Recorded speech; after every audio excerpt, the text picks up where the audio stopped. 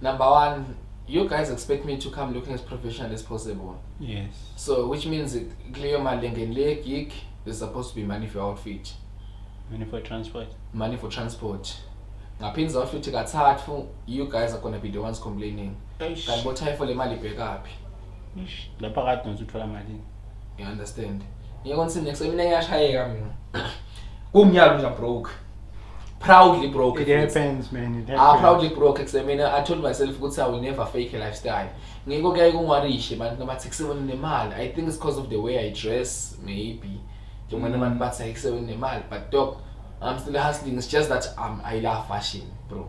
I love fashion, so I won't stop dressing nice just because no. I mean, it's also the brand. You have to invest to go. Exactly. You want to mean ngamane ngibebhe imali yokuthenga na stone nas, but as long as ngathi ukuthi ngivulile ngishapha. You look like the brand. Outfit is on point. Like everything that phone nayo.